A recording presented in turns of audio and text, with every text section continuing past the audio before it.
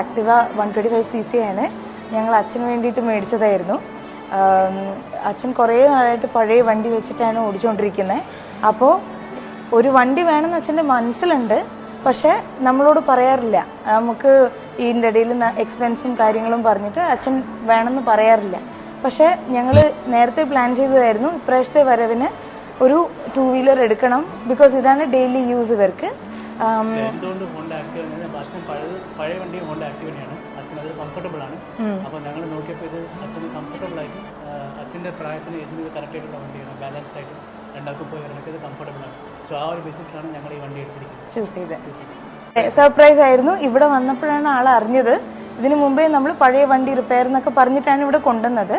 So thank you so much to you guys. Because ഞങ്ങൾ ഈ വണ്ടി എത്രയും പെട്ടെന്ന് ട്യൂസ്ഡേ വന്നിട്ടാണ് ഇവിടെ നമ്മൾ വണ്ടി എടുക്കാനായിട്ട് വരുന്നത്. ബട്ട് സാറ്റർഡേ കിട്ടുള്ളൂ, മാക്സിമം സാറ്റർഡേ കിട്ടുള്ളൂ എന്നായിരുന്നു പറഞ്ഞിരുന്നത്. ബട്ട് നിങ്ങൾ മീൻസ് ഒരു ദിവസം നേരത്തെ തന്നെ ഞങ്ങൾക്ക് അറേഞ്ച് ചെയ്ത് തന്നു, എല്ലാ രജിസ്ട്രേഷൻ ഉൾപ്പെടെ എല്ലാ കാര്യങ്ങളും ഉൾപ്പെടെ. So we are very very happy with the service. Thank you so much. Thank you. I am also happy.